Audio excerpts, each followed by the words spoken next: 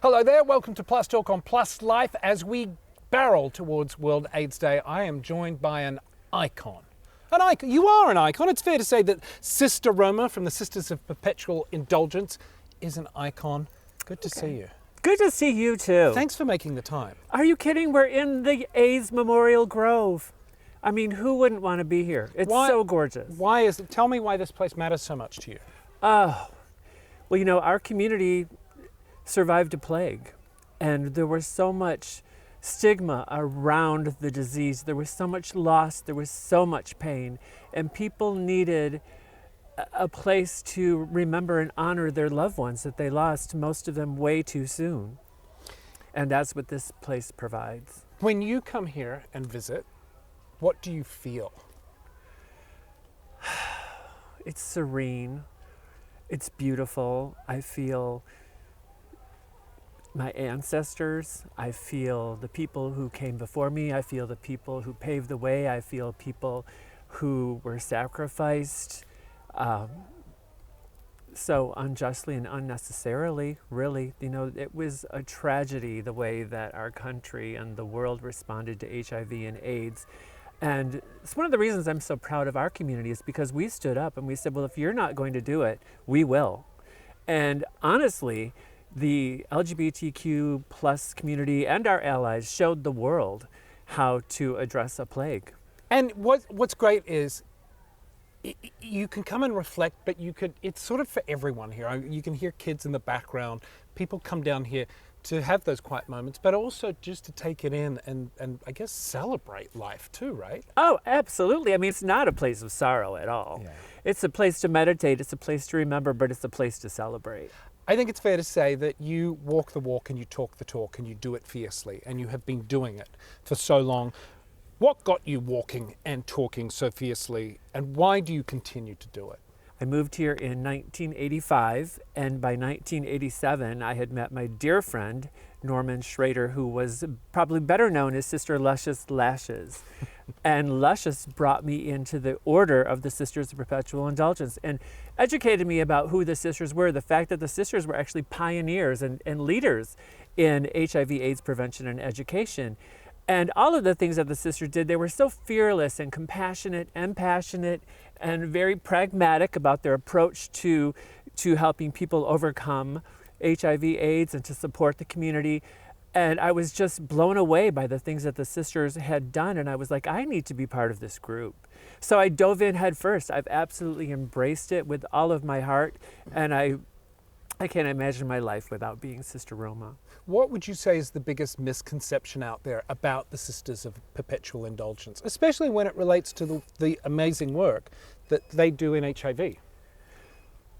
Well, you know, I mean, there's a lot of people who can't get past what they perceive as us mocking nuns or the Catholic Church or God or Jesus.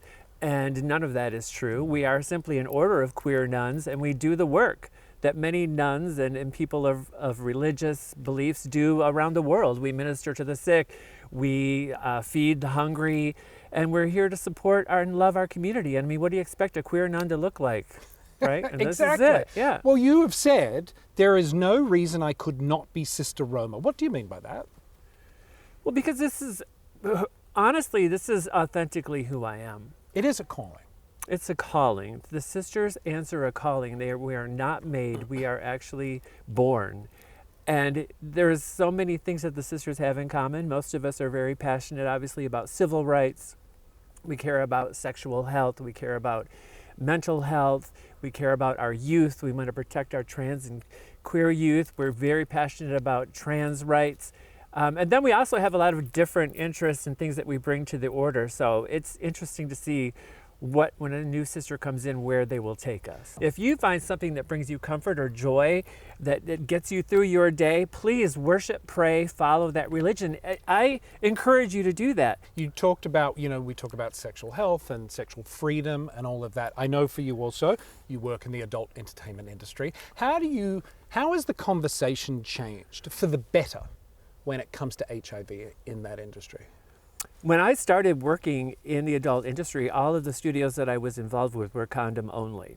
And I really respect the fact that Falcon and Hot House and all the studios, Shishi LaRue, felt a very strong responsibility to show our community that safer sex could be hot sex. Sexy sex. Sexy, yeah. So when I was also a sister, and one of the things that we did was condom ministry, it really went hand in hand very well. Because again, we were encouraging people to protect themselves and protect each other, to get tested and to use condoms. Now, it's changed so dramatically.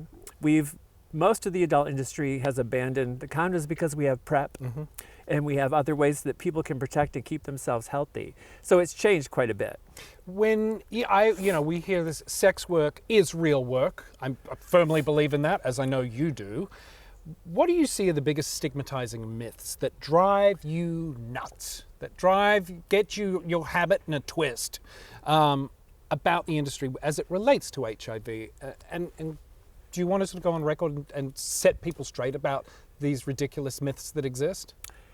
Our studios, and most of the studios that I know in the adult industry, number one commitment is to the safety of their models. We always took extreme measures to make sure that all of our models were tested and that everyone was healthy and that people are also mentally healthy and prepared for what they're about to do. It's never been taken lightly that we would ever take advantage of someone, that we would ever traffic someone, that we would ever groom someone. That grooming word is one of the things that drives me crazy these days. You know, I grew up in the 70s, and I was groomed by straight society. I was groomed by straight music. Weren't we? As queer people, we were groomed. Yes, right. I grew up my whole life. People ask me if I had a girlfriend. Like, nobody ever groomed me to turn into this. It's not a real thing. Yeah. You make such a good point there. I've never thought of it like that. Yeah, as queer people, we were brought up being groomed to be the heteronormative norm. Oh, absolutely, yeah. Speaking of stigma, when we talk about stigma, how do you encourage people to change their behavior and language when it comes to HIV language and so as not to stigmatize? There have been so many greater understanding of the way that our community and the world really addresses HIV. You equals you. Undetectable equals Doesn't that change everything? Everything. People need to, and people do have more and more understanding and respect for the fact that if you take care of yourself, you can have a very, very long, healthy life and a very healthy sexual life. What gives you hope when it comes to a world without HIV and AIDS? I honestly have always lived my whole life saying that I am positive until the last person is not positive.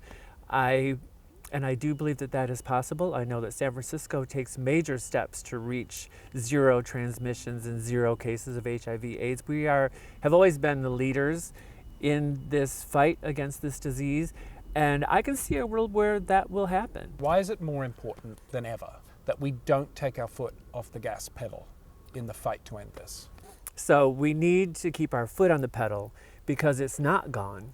And we can't rest until everyone is safe and healthy. And until everybody has the same access to care and treatment that I can take for granted, Absolutely. Which we know is a big issue here. Yeah. How does the mission of the National AIDS Memorial, which is to inspire new generations of activists in the fight against stigma, denial, and hate for a just future, how does that resonate with your long-lasting personal dedication for fighting for health and social justice? That absolutely sums up my goals. The mission that I am on has changed to that. When I started this, when I was in my 20s, in the 90s, I was fighting for myself and I was fighting for my immediate community. We were fighting for our lives.